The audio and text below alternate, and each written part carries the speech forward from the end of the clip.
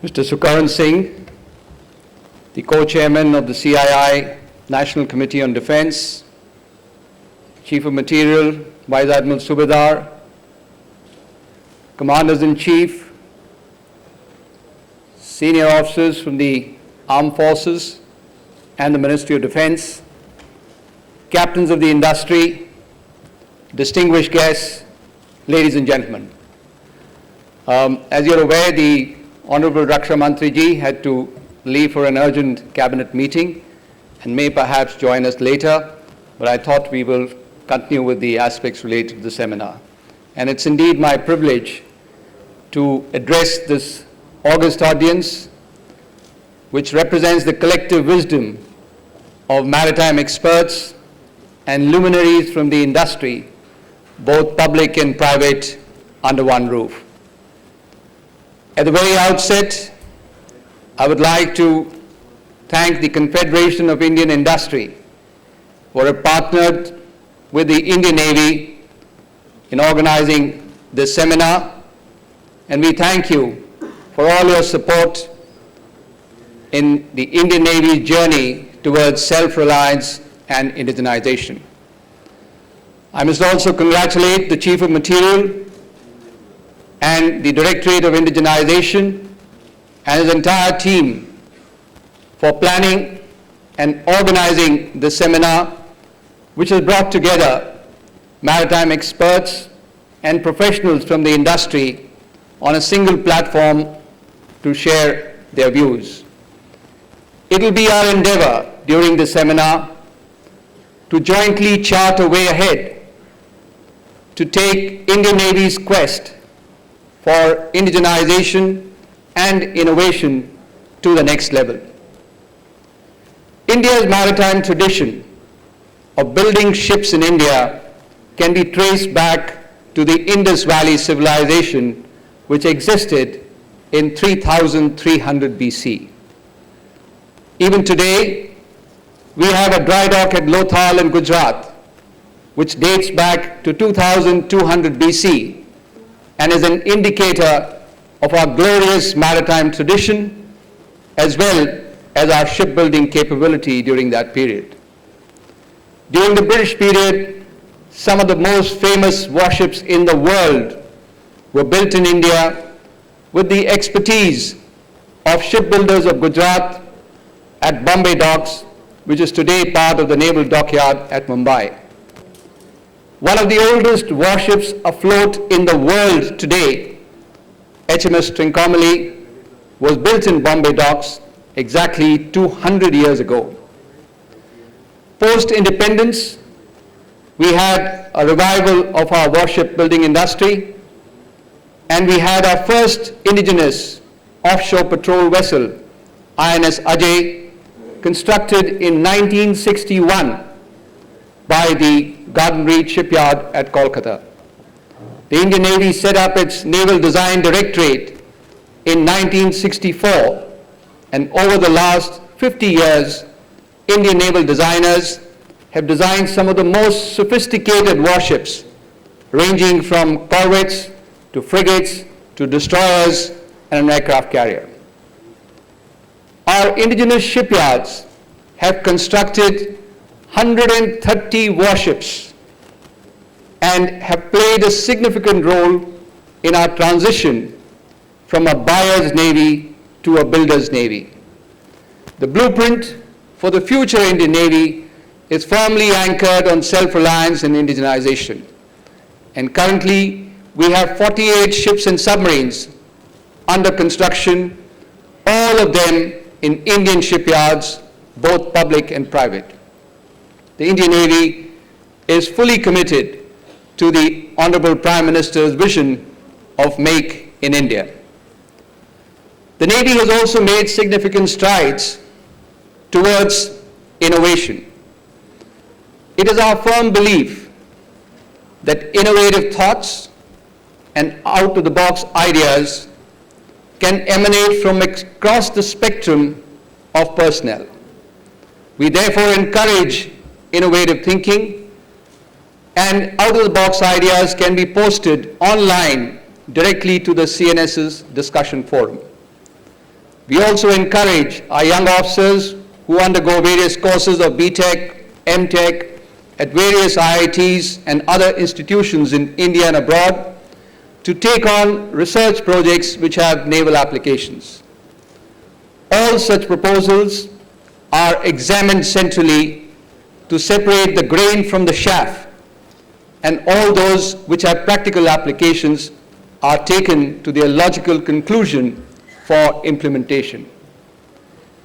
The core element of the Indian Navy's network-centric warfare software, which is the Trigun software, is a result of the Navy's in-house innovative development. Cybersecurity solutions by our own innovative team at WESI and the indigenization of combat management systems are some of the examples where innovative ideas have been transformed into state-of-the-art solutions and practical applications. In order to further strengthen the innovative culture in the Navy, we have taken two initiatives. The first is to have innovation awards for our personnel, and all those personnel who have excelled in innovative ideas, which can result in improving the efficiency or in reduction of expenditure, so that we can stretch each rupee to the maximum for optimal utilization of the nation's scarce resources. We have proposed that the first set of the awards be awarded by the Honorable Prime Minister during Navy Day this year. The second initiative is the plan to hold an innovation as well as an indigenization exhibition, a part of the activities of the International Fleet Review, which is to be conducted at Visakhapatnam in February 2016. We would be partnering with the Indian industry and the other institutions, and we look forward to some innovative concepts, innovative ideas, and products on display during the exhibition. The Indian Navy has also carried out a critical appreciation of the level of indigenization in our warships. As you're all aware, a warship can be divided broadly into three segments: the float, the move, and the fight component. In the float component, we have achieved nearly 90% indigenization. And it's a matter of great pride that warship-grade steel has been developed by DMRL of DRDO, has been manufactured by Steel Authority of India Limited. It would make every Indian very proud to learn that our first indigenous aircraft carrier is under construction at Kochi shipyard with Indian steel. In the move segment, we have achieved about 60% indigenization. And here there is a huge opportunity for the Indian industry, as well as the micro, small, medium enterprises, for indigenization of propulsion systems and auxiliary machinery for our warships. In the fight component, which is weapons and sensors, we have achieved only 30 to 40% indigenization. And that indeed is our focus of attention. While we've had some success stories of our partnership with the DRDO and the Indian industry in indigenization of sonars, radars, combat management systems, guns, missiles, torpedoes, electronic warfare systems, communication systems, there is still a lot of scope for indigenization of weapons and sensors by the Indian industry.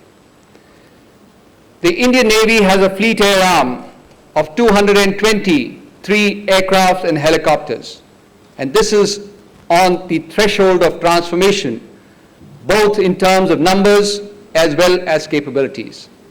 This is another area where there is a huge opportunity for indigenization of our future naval aviation assets.